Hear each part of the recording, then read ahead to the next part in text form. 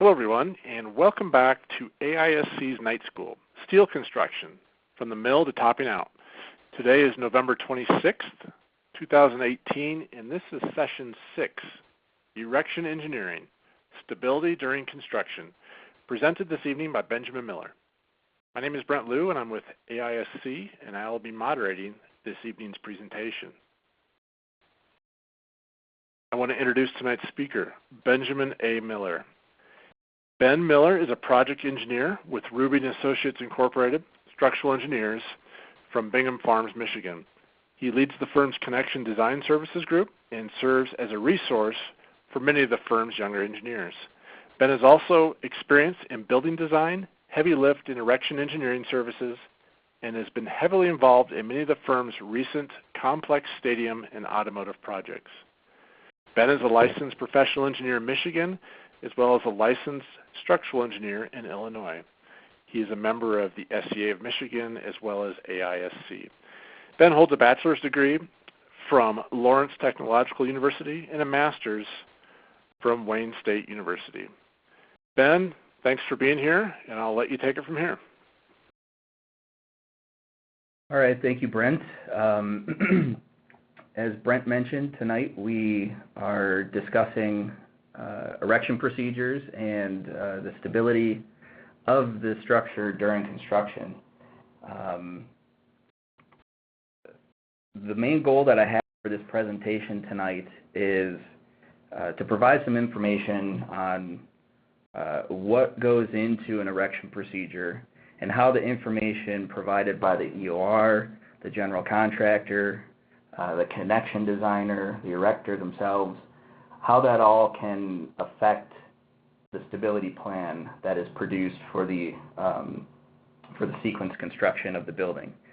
I'll also try to give you some tips along the way on some things that I've seen through my experience in erection procedure projects, on things that we, as the erection engineer, we like to see in the design or from the general contractor, connection designer, etc. So with that in mind, today's presentation outline will go over a short introduction, discuss some of the codes and standards that govern and guide us during an erection procedure design. We'll get into some stability analysis and some other effects of staged construction that the EOR might be interested to know, and how connection design can affect the stability of the structure, and some miscellaneous topics that one might not immediately consider an erection procedure service by an erection engineer. To start, what is erection engineering and who needs it? During the erection procedure and analysis of the staged construction, we need to maintain stability of that building in its incomplete condition.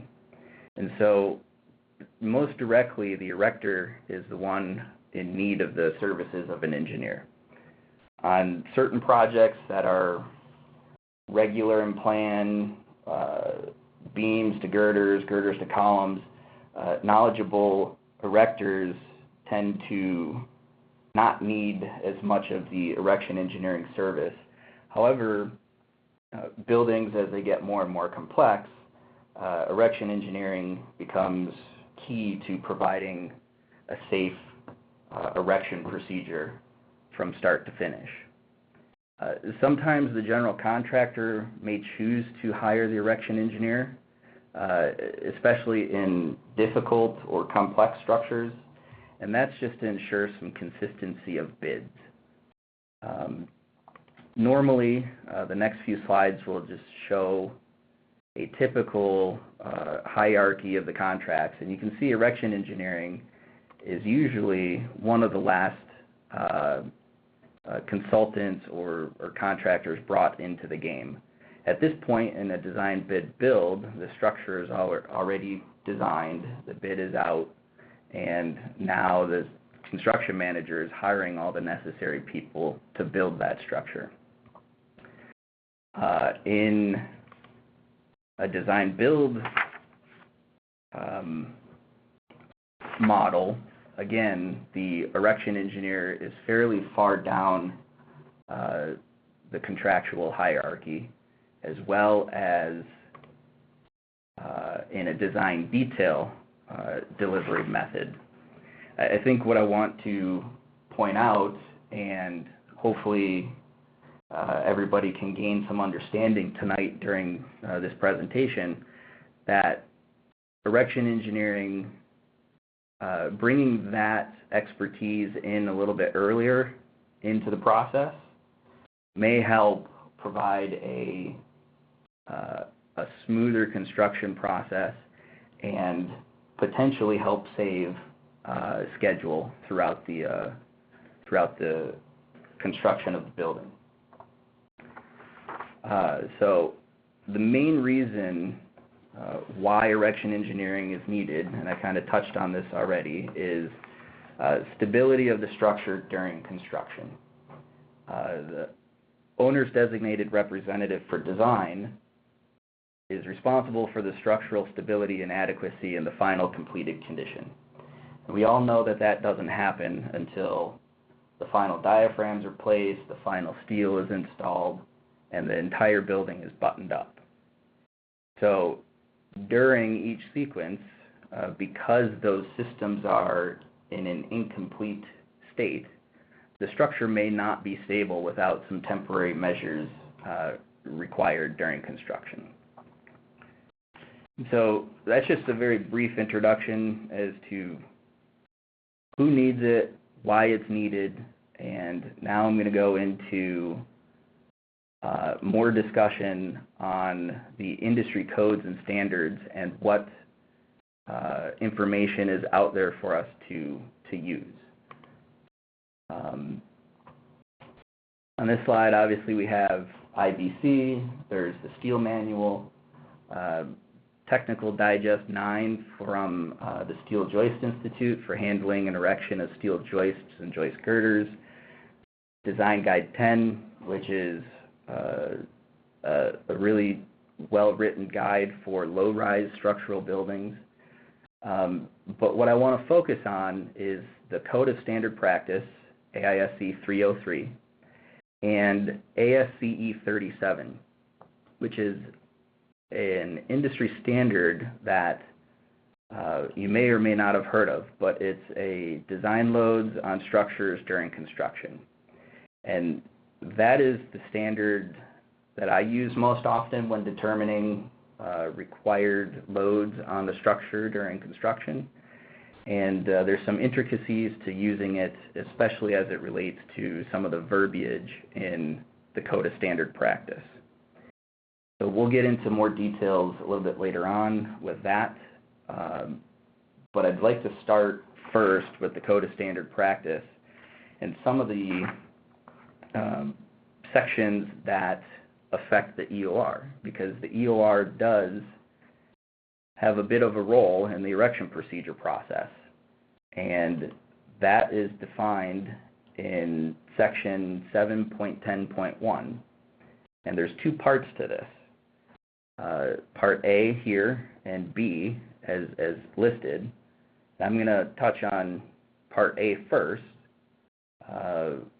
where Code of Standard Practice says that the EOR needs to identify the lateral force resisting system in the completed structure, and that needs to be somewhere in the design documents. Typically, when we see design drawings, we'll see moment connections or moment frames or brace frames called out, but this part of the code, I believe, is a bit higher level of standard than showing the locations of moment frames or brace frames in a structural steel framed building. I say that because in the commentary, the example given, which is up on the screen now, is a description of the complete lateral force resisting system.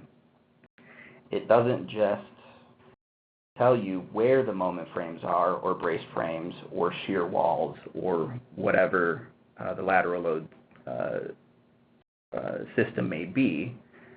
It also goes to define how the loads are transferred through the building and into those elements.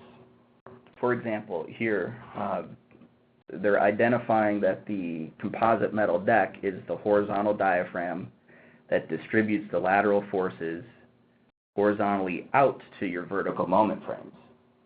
And the pieces in red are a couple of additional pieces of information that I would prefer to see, and I would put in a description like this if I were the EOR. In moment frames or a braced frame, do the loads drag to those vertical load resisting systems through the members themselves, or are they delivered to the vertical system directly by the horizontal diaphragm? So in this example, I've said that the girders in line with the moment frames act as drag struts to deliver the diaphragm shears to the moment frames. And then at the very end there, I've also identified are the column anchorages designed as pinned or fixed. And this is important because it helps the erector, the erection engineer, the GC, everybody on the construction side of the industry to better understand the EOR's intended behavior of the structure. So the more descriptive you can be, the better, because then we can look at individual stages of the sequence construction, and again, we'll have an incomplete lateral system, but we will be able to relate that back to, are we seeing the correct behavior that we would anticipate, and are we potentially overloading a part of the structure that the EOR may be concerned about. That could happen. I've been on projects where we've had to provide significant temporary measures so that we don't overload those elements. But the more defined you can have, the more defined you can make your description of the lateral force resisting system, the better it is for everybody out in the field. One other thing that I'd like to tie into this example is Code of Standard Practice, Section 3.1.2. While this does correlate to connection design, one of the sections, Part B of this, says that the EOR should be showing shears, moments, axial forces, and transfer forces that are to be resisted by their individual members and their connections. This is just another way for us as an erection engineer or the erector or the general contractor, when you look at a plan and if you see transfer forces on the plan, it's another check to say, okay, the EOR wants all of the load in the final building to go along this line of elements and be delivered into this lateral force resisting system. So an example of what that might be is this. This is from a recent project that we bid, and on the design drawings, you can see at each node, the EOR has indicated a transfer force, in this example, of 200 kips up and down on the page. I believe that would be north and south in this case, and then 80 kips east and west. What I want to focus on is the 200 kips. That is in line with this vertical braced frame here. And so what this tells us is these members will be designed for 200 kips of axial load, and the EOR is dragging their load to this vertical braced frame. So again, it just helps us to better understand how the building is to behave in the final structure. And as we're going through an erection procedure or determining an erection sequence, we might look at this and say, well, there's vertical lateral force resisting systems here and here. We might want to just start the erection here. That allows us to engage at least the vertical braced frames fairly soon, and then we can potentially eliminate or minimize temporary measures. So again, having these on the design drawing just confirms to us that we're allowed to drag load to those locations, and it gives us a magnitude of load that we might be able to drag.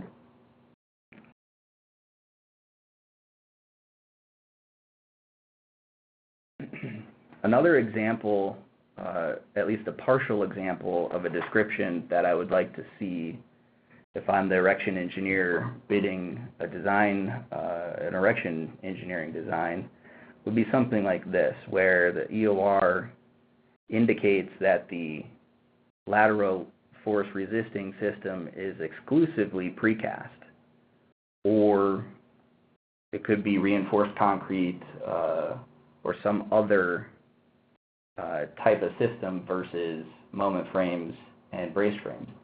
And this is important because in this case, the stability of the structural steel frame is provided by non-structural steel. And this comes into play because the in AISC Code of Standard Practice Section 7.10.2, the EOR should be identifying the non-structural steel elements of the lateral force resisting system such that the owner's designated representative for construction can tell the erector these portions of the structure are going to be installed at such and such date. This is important because the erector for the structural steel frame is only responsible for the stability of the structural steel frame as defined in Code of Standard Practice. However, the temporary elements that the erector places throughout the structure must remain in place until the lateral force resisting system and connecting diaphragm elements are installed. If that system is non-structural in nature, then when does the erector remove their temporary supports if it's not defined in the design documents? An answer that nobody would like to hear is, does the temporary stability elements remain in place until the structure is complete? What level of completion does it need to be is a better question, actually.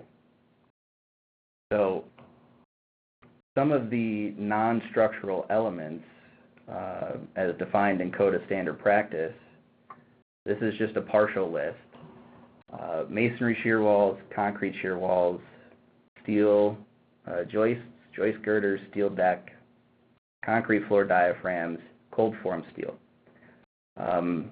Other than cold form steel, I've worked on projects where the final lateral force resisting system has been any one of these elements, and more often than not, a combination of these elements. Most buildings have a concrete floor diaphragm and a steel deck, metal steel deck roof. Well, those are the final horizontal diaphragms for the structure. However, they're non-structural. So if the erector is not responsible for for that until those, for the stability of the structure until those elements are in place. They will need to know that. And so having that defined in the design documents, again, will make everything clear to the erector, the erection engineer, the general contractor, on how long temporary elements need to remain in place. And more often than not, the erectors want to get the temporary bracing out as fast as possible.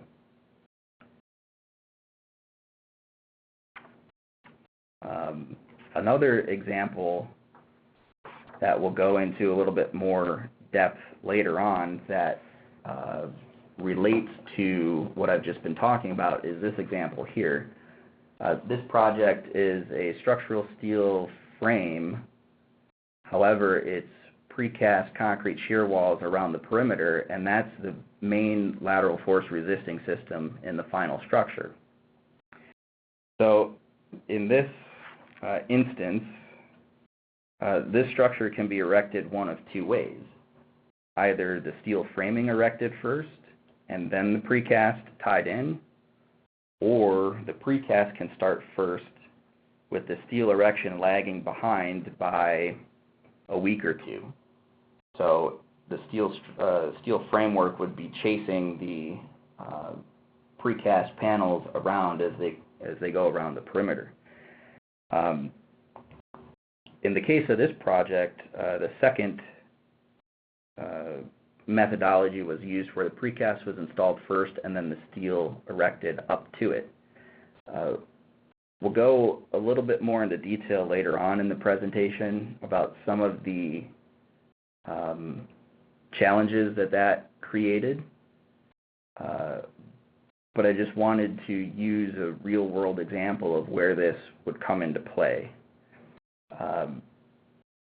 To my knowledge, I don't think there was any description on this project of the final lateral load resisting system completely defined out like the examples in the Code of Standard Practice.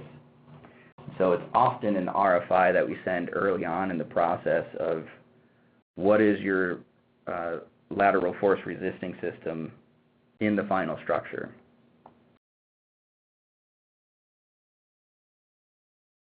So that's a brief discussion over Part A, and defining the lateral force resisting system and what we as erection engineers or erectors would like to see in the design documents.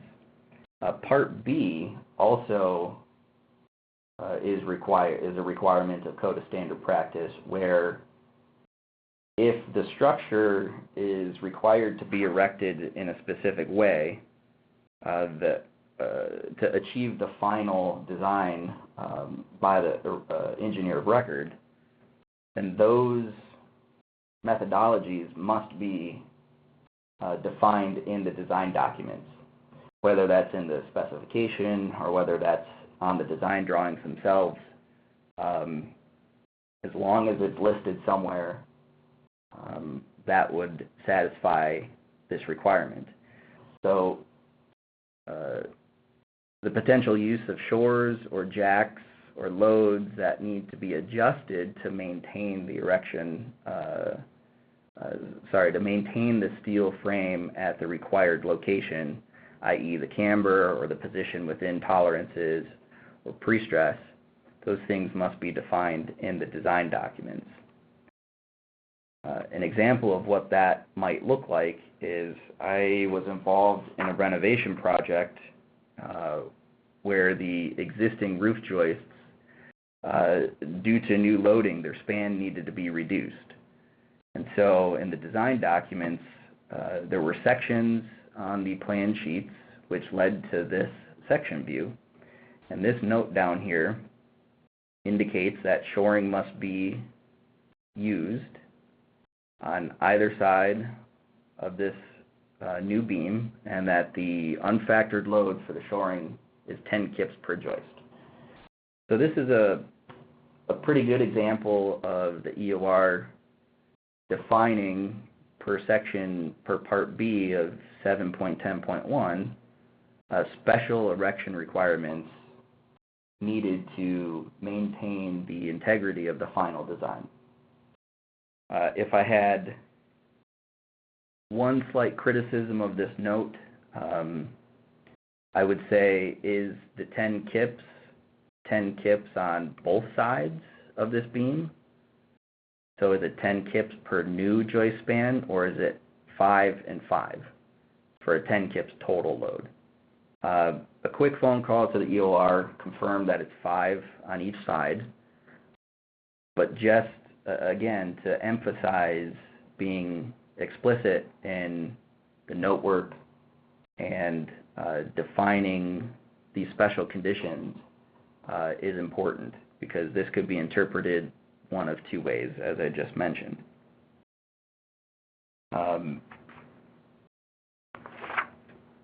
So those are the sections 7.10.1 and 7.10.2 of Code of Standard Practice that really define the information from an erection standpoint that the EOR needs to include in their design documents. The next couple of sections that I want to discuss, they affect the EOR, but also the general contractor and the erector. And this section 7.10.3, erectors will know this note fairly well, I believe. It defines what kind of loading the erector needs to consider during construction, and more importantly, it defines what type of loading the erector does not need to consider. So the main load, lateral load, that we see during construction is wind. However, the erector does not need to include loads that are unpredictable, such as hurricane, tornado, earthquake, explosion, etc. I've highlighted hurricane and tornado, and hurricane especially, because the EOR can also define requirements in the project specification. And so this is an example from a project that is nearly complete. It's ongoing right now, but the project specification said that the erector needs to design for all loads specified in the Code of Standard Practice and ASCE 37. So in this case, the engineer of record has mandated the use of ASCE 37, which is the document for loads on buildings during construction.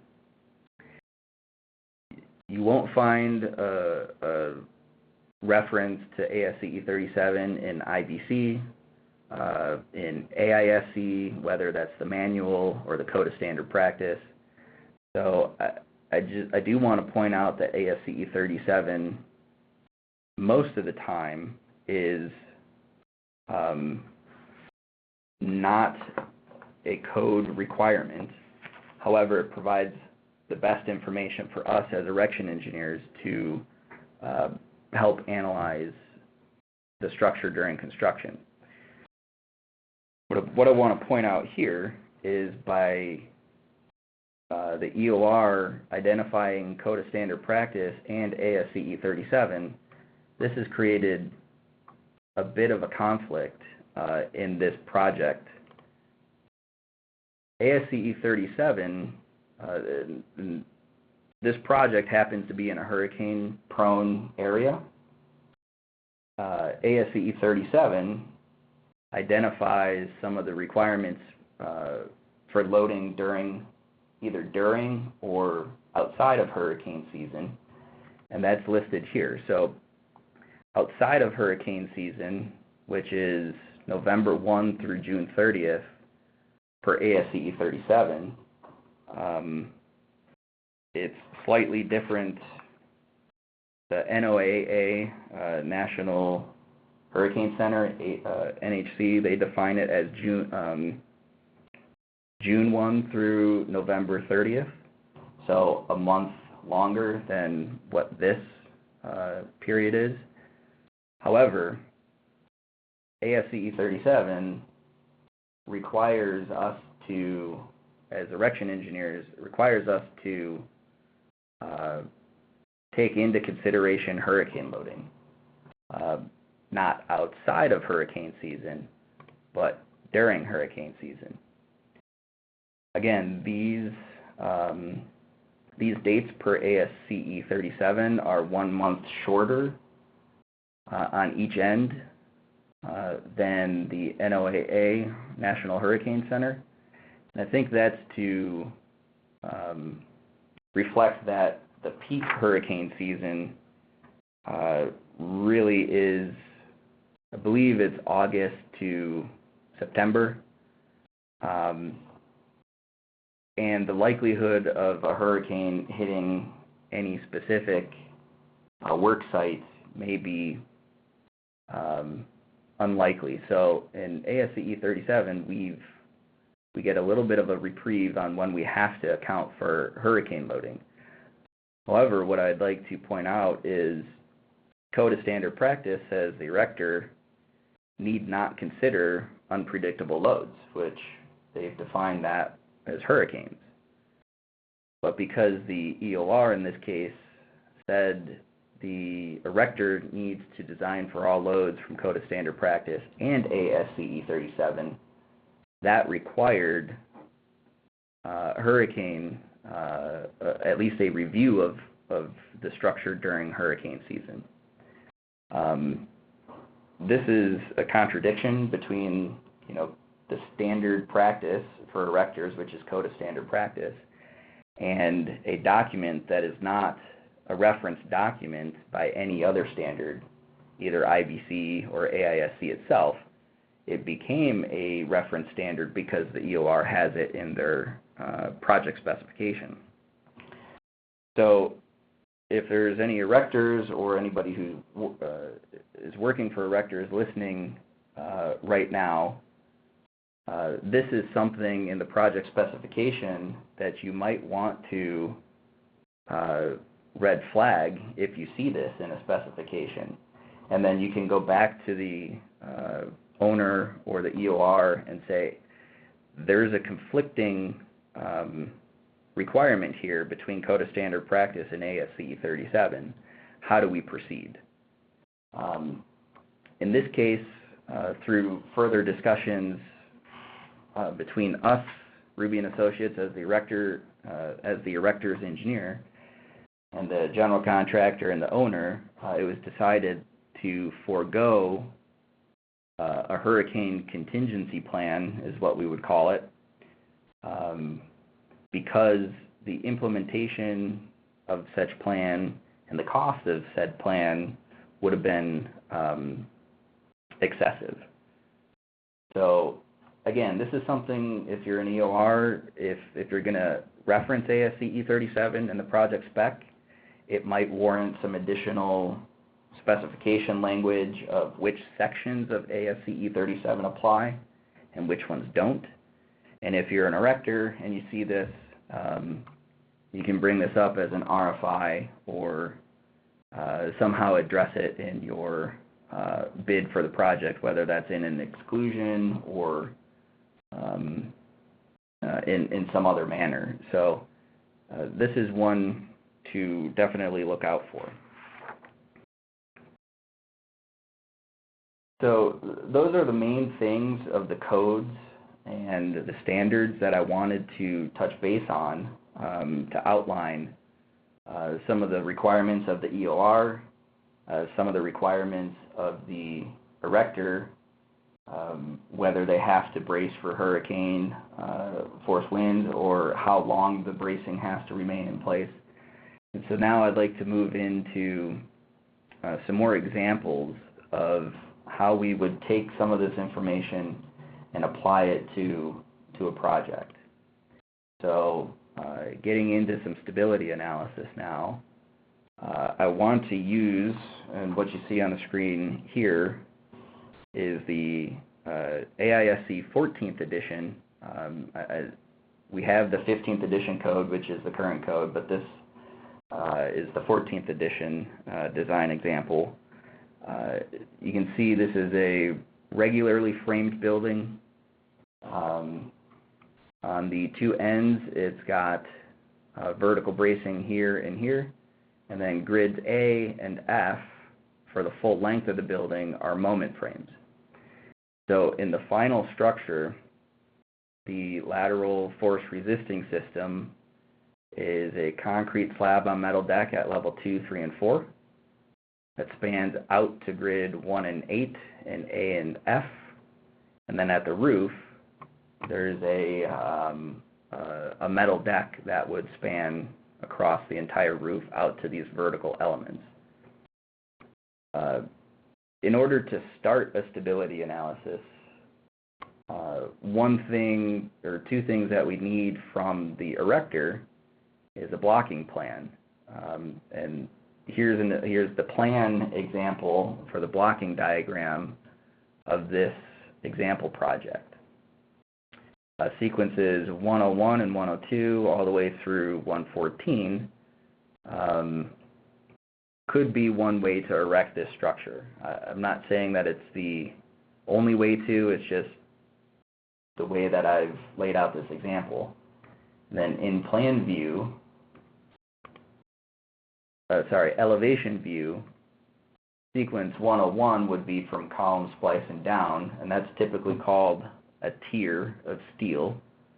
And then sequence 102 would stack on top of tier 1, so you'd have tier 1, tier 2, 3, 4, all the way through until the building is erected.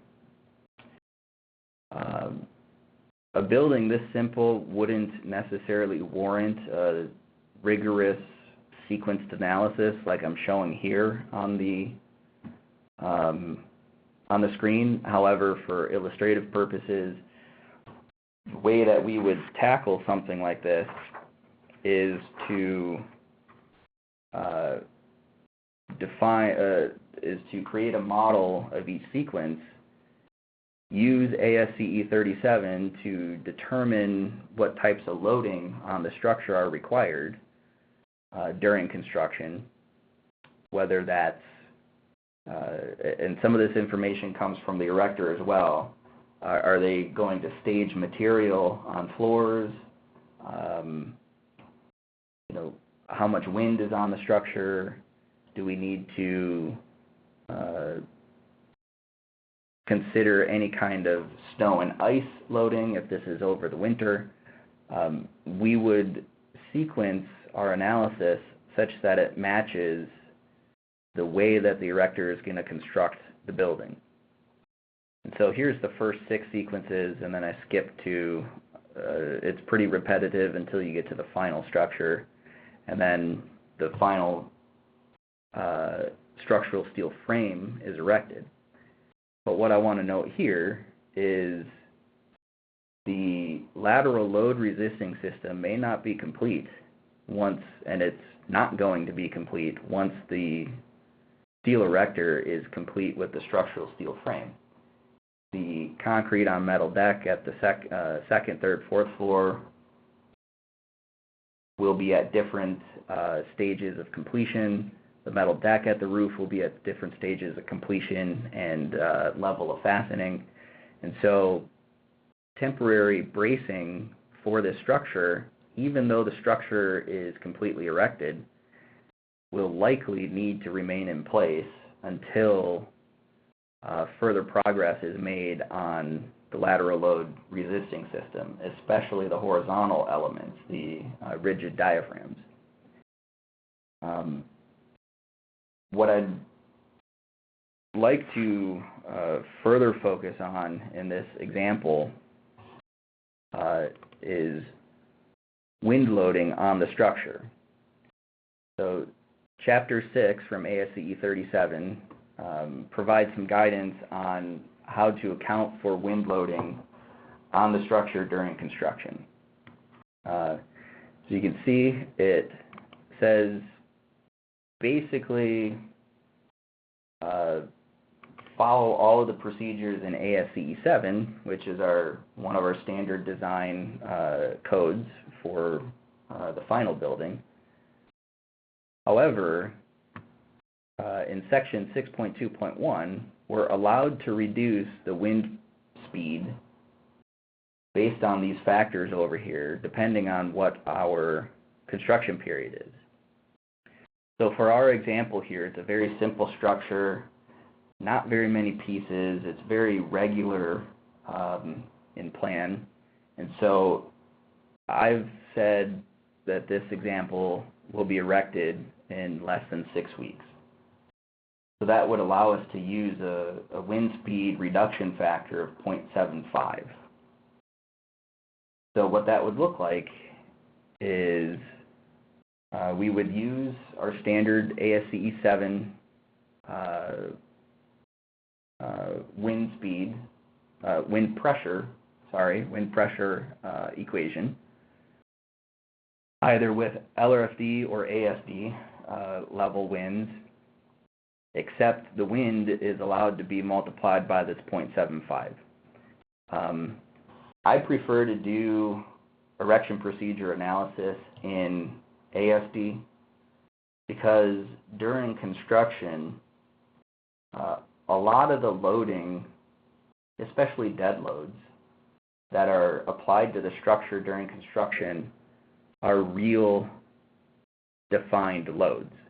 If there's equipment running on an elevated slab, we know how much that piece of equipment weighs. We know how that is loading the floor. And so I prefer to use the ASD method because we're using,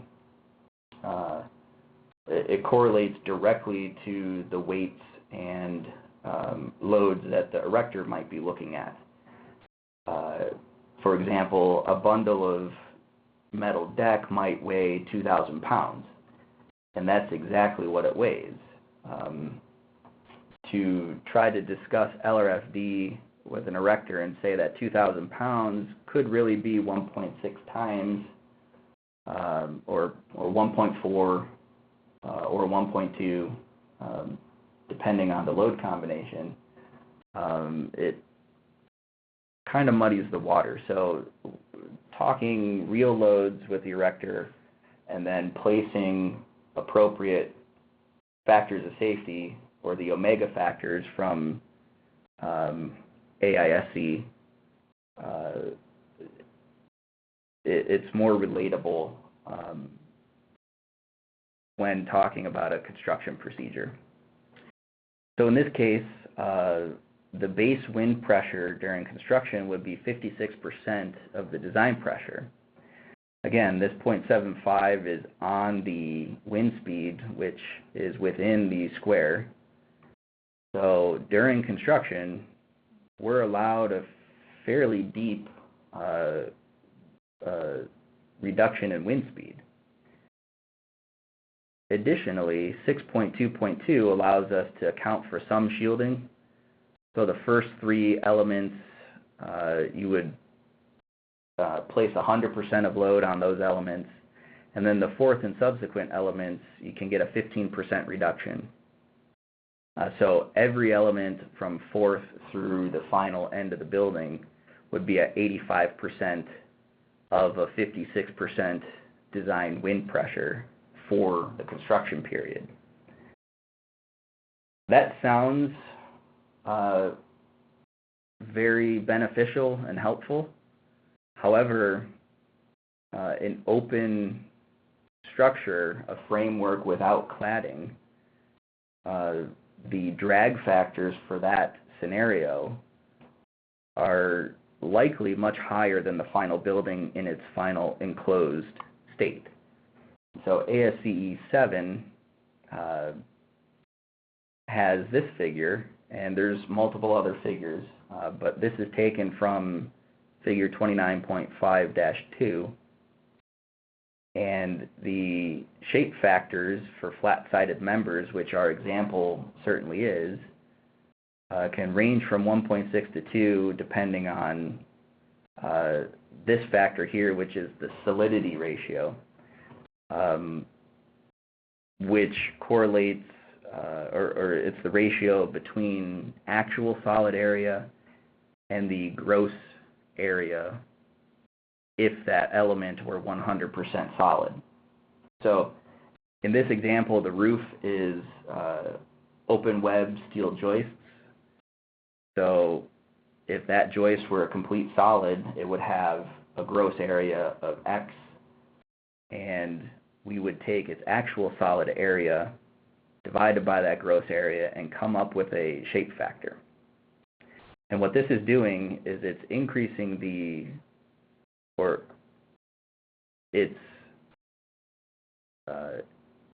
it's helping to capture the fact that you have wind pressure on the front of the element, and as it goes around a sharp corner element, it can create the windward pressure on the front and the leeward pressure on the back side of that element, and therefore increase the loading on that element versus just a shape factor of 1.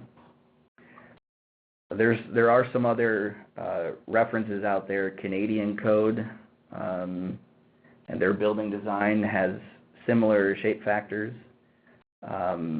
For solid wide flange members, I believe their shape factor is around 2.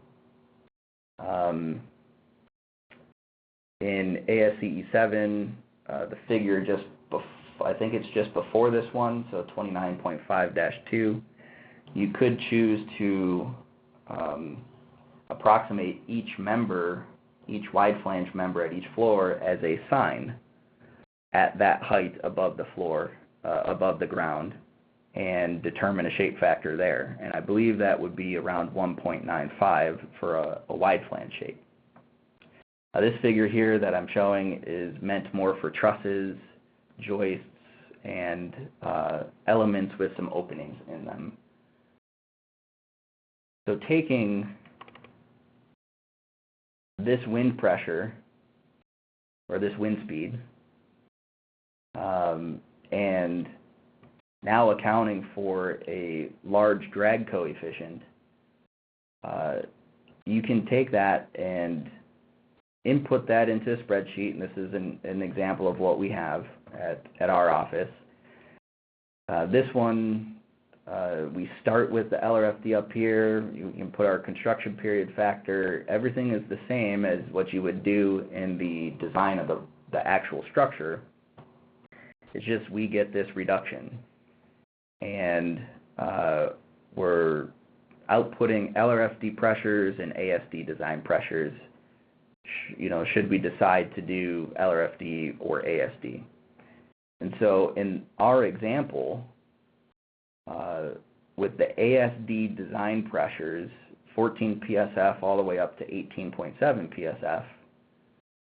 PSF, our base shear in the east-west direction is 429 kips on the entire structure if the entire structure were erected by itself without other cladding or other metal deck diaphragms going down as the erector continued their erection procedure. In the design of the building, the base shear in the east-west direction is 170 kips. So through higher drag coefficients and every element along the building being affected by wind, as you can see in this plan view, every beam for wind from the east going west, every element has a wind load applied to it. And one thing that I'd like to point out here is I've applied only the 85% to every element, which would be, appropriate for the fourth and subsequent rows. I really should be applying 100% on the first 3 elements of the structure. But even ignoring that 15% on these first 3 elements, the base shear far exceeds the final design shear. And so 2 things are occurring. The accumulation of wind load on many more surface areas and a much higher drag factor than the final building takes our design wind pressure, which could be anywhere from 50 to 70% of the design wind, depending on which construction period reduction factor we're allowed. And then it takes those lower design wind pressures, magnifies them, and we end up getting larger design forces during construction. So what I'd like to point out there is if the diaphragm elements, or at least the metal deck isn't there, the unbraced length of these members and the girders are much longer than the unbraced lengths in the final building, or potentially much longer. These elements certainly get weak axis bending that the EOR is not anticipating and has not designed for. So potentially needing some temporary measures to ensure that these elements in their weak axis are, one, not overstressed, and two, are stable during construction is a real issue that we are address during the erection procedure. Once we have all of our design loads and our analysis worked out, we'll produce a plan, and this is a different project than the example that I was showing, but it's very similar in nature in that it's a rectangular building. It's got moment frames on these two grid lines, and then it's actually a precast panel around the perimeter. We'll mark up a plan with the temporary bracing locations required to maintain stability during construction. And again, I'd like to point out that we're not designing for an everyday wind loading that the erector might see. 20 miles an hour, 25 miles an hour isn't unheard of. We're designing for a similar wind event that has the same probability as the final structure does. So in our example, that was 68 miles per hour ASD versus 20 miles an hour that the erector might see on site. What happens with that is erectors would look at this plan and say, why so much bracing? It's because we're designing a system that maintains stability that has the same probabilities of exceedance, especially for wind, as the final structure was designed for. The cable bracing in this case was 5/8 inch wire rope, and there were two scenarios where there was one line of bracing, or in certain conditions we needed two lines of bracing in order to get the capacity out of the bracing that we needed.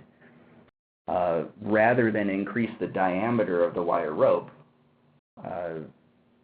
we went with two lines of 5/8 inch diameter bracing. Erectors will tell you that anything over half an inch is kind of a pain in the butt to work with. So when I'm seeing the requirement for either 5/8 or 3/4 of an inch wire rope, it doesn't make you too many friends with the erectors. So trying to keep the size of the wire rope and the number of locations down is key. So what those details would look like, typical detail at the base, and I'm only showing the single line in these examples. We'll wrap around the column a certain distance up. In this case, we could go 18 inches up, and then we'll have a turnbuckle and the cable brace. The turnbuckle is to ensure that we can tighten the cable brace so that it's effective. You don't want this hanging loose or hanging slack, otherwise any lateral wind loads would excessively deflect the structure before the cable bracing becomes effective. The other detail that I want to show here, and hopefully you can see in your handouts, is we're calling for an angle to be welded across the back of these columns. That angle is there to prevent these cables from riding up the column. I haven't done any testing myself, but I've heard testing results that when you wrap a column, even if you wrap it a couple times, under the magnitudes of loading that we are designing for, 70 miles an hour of wind or somewhere near there, these cables will move up the column if they're not otherwise restrained. So that's a standard part of our bracing detail. So in the real world, that might look like this. On the left here, this cable brace would go to the base of the adjacent column. This iron worker is tightening up the turnbuckle. And in this case, what they've done is they've gone over top of the steel at the next level up. And so this steel will prevent this cable bracing from sliding down the column any appreciable amount. We tend to stay away from this because when either the erector, if they're laying down metal deck, or if another contractor is laying down metal deck, they're going to have to deal with all of this temporary cable bracing and cut their deck in and around that. Again, because this temporary cable bracing needs to remain in place until the lateral load resisting system is in effect, and that's what the Code of Standard Practice says. Getting back to the example I discussed earlier, where we had steel framework attached into precast panels around the perimeter, again, in this case, the general contractor went with option 2 for erecting precast panels first and then following around with the steel frame. That results in a scenario where the tilt-up wall brace is there first, the tilt-up panel is there first with a wall brace, and that's a very rigid system. So in a typical erection procedure, we will try to cable brace this system to try to maintain stability. That's too flexible of a system in this case, and it would allow too much movement of the steel against the precast panel. In this case, reference from PCI, the Architectural Precast Concrete 3rd Edition, after erection, each panel must be stable and offer resistance to wind, accidental impact, and loads that may be imposed by other construction operations. Well, the loads imposed from the steel into the braced precast is a load from other construction operations. So in this case, that was not included in the design, and so the discussion between the erector, the precast erector, the general contractor, and Ruby & Associates, this is the detail. The steel is permanently attached to the precast and supported by the precast. But the precast manufacturer said we couldn't impart any loads into the structure, or very minimal. And so we had to move away from a cable brace system and install temporary hard braces, which in this case were W14 by 74s, that minimize the movement of the steel structure to a level that was acceptable to the precaster. So for the erectors listening, if you see a building with precast concrete shear walls around the perimeter or anywhere in the building, this is something that needs to be discussed very early on, because this is certainly more effort than we even anticipated when we started this project. So those are some of the issues that we come across with for global stability of the structure. I'd like to move into some element stability, and I'll use an example of a project that was I completed the design of recently, and I think they're still erecting. But this is a crane building, and the lateral load resisting system is a combination of the bents and moment frame action, truss moment frame action. And we need to consider the stability of the trusses as they're being erected as well, not just the structure as a whole.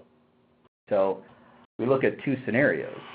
The stability of the truss under hook, so when it's being picked by the crane and placed, and in this scenario, these are the 100-foot long trusses that are on either side of the main, of the central bay.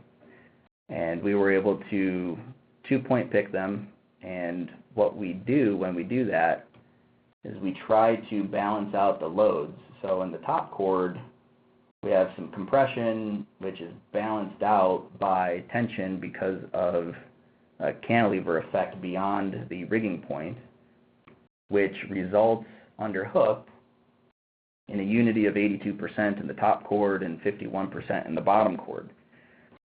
And that's just based on the member sizes here. One thing I want to note is the trusses, they're wide flange chords, and they're oriented with the web vertical. So under hook, these trusses behave pretty well, but when you go to try to set the truss and it's spanning across its length, of course the bottom chord is going to be okay in tension, but in this case the top chord is at 5.9 on the unity, which means we need additional stability bracing before we can even release that truss from the crane. And so in this case, what we did is we dropped temporary cable bracing from the top chord, wrapped it around the columns that were already erected, and then we had dead men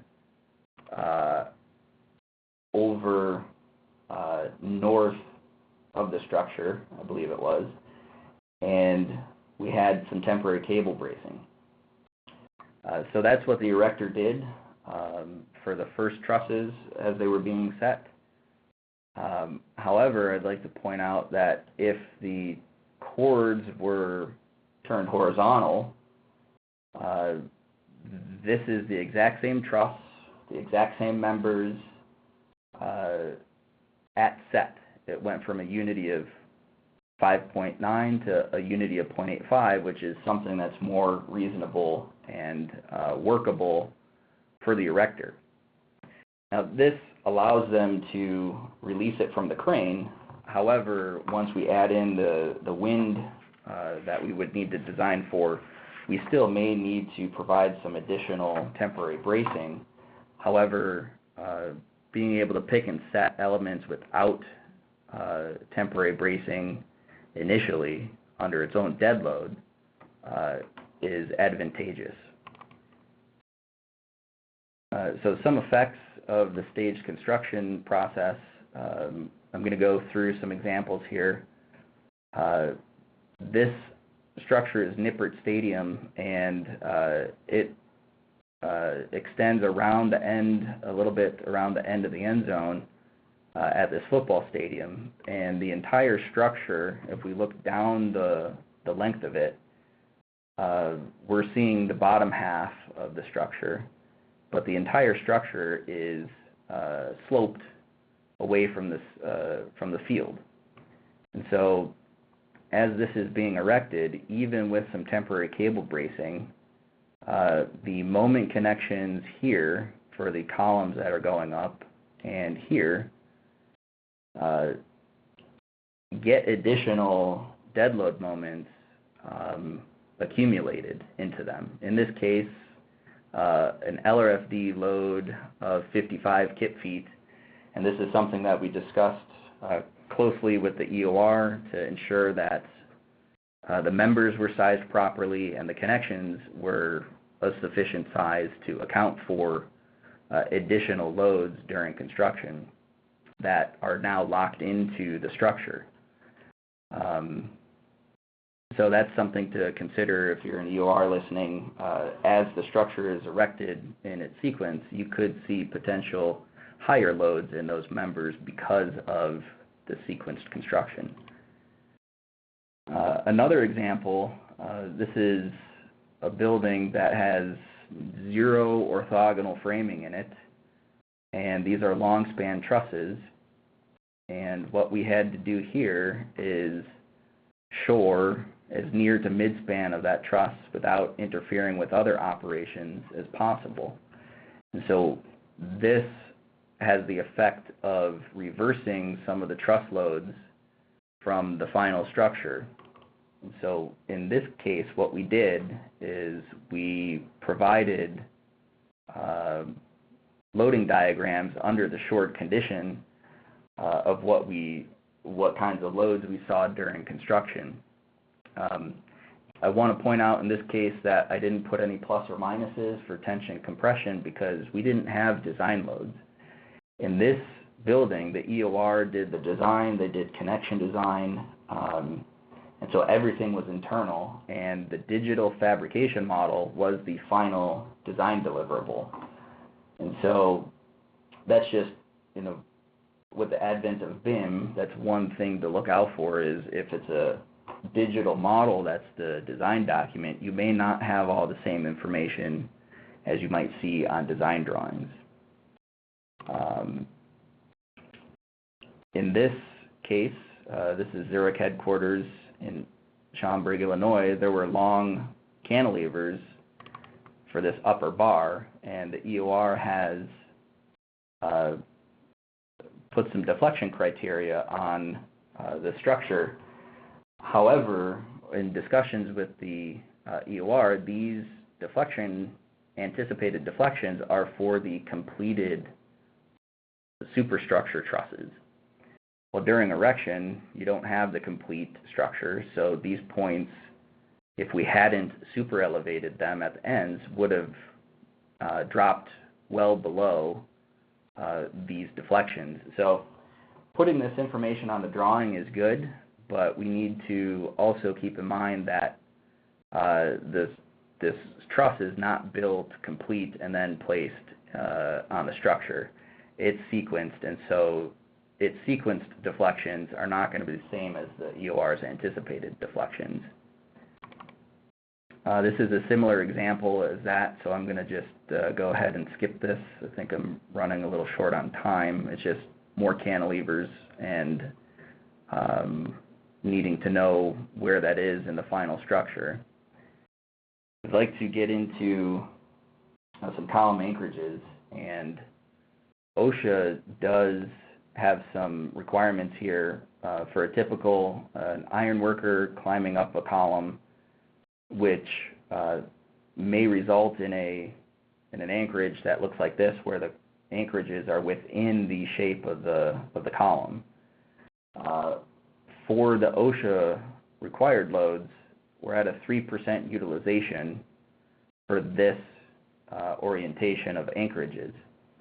However, if we go back to the AISC 14th edition example, the wind columns at the end of the building would see wind loads that would result in 32 kip feet at the base of that column for the Tier 1 structure being erected. With the anchorages inside of the column, that's 146% of utilization, which means the anchorage is overstressed, or over allowable anyways. So one thing that we like to see as the erection engineer is anchors outside of the shape. We haven't changed the anchor size, the anchor embed. The base plate has gotten a little bit larger, but now we're at a utilization ratio that works. And so this is a preferred detail versus anchors within the shape. Some additional connection design effects. I've seen this detail called out on a few projects, mostly of an industrial nature, and the AISC manual indicates that the middle two bolts are really only effective due to the strain across that connection. And so a connection designer may not get 4 bolts worth of moment capacity out of this connection. A detail that doesn't increase the number of bolts but increases the effectiveness of those bolts is to use a WT instead of an angle. You still have 4 bolts at the top and bottom flange to the column, but now the strain is such that everything is compatible and you have 4 bolts effective for the moment connection. And this is interesting because in this connection design we had to install some temporary cable bracing in line with the moment frames. In this we did not, because we got larger capacities out of this connection. One other connection that I'd like to go through is welded HSS to gusset. Typically you'll see an erection bolt through this HSS to gusset, and that erection bolt is loaded by the sidewalls of the HSS, with this being a free body diagram. In this case I went with the HSS 8x8 for the example, and so these values are to the center of that wall. For this example, determining shear capacity and bending capacity of the 3/4 inch erection bolt, we're only allowed 750 pounds on that due to bending. That's an insignificant amount of stability to the structure, and so structures where we have welded connections are typically not very effective in providing lateral stability until at least partial welds are applied to the structure. A detail that we like to see versus the welded is a knife plate that's bolted, and we can tell the erector install the 4 corner bolts, and that might get them enough capacity to eliminate some cable bracing. So some miscellaneous topics.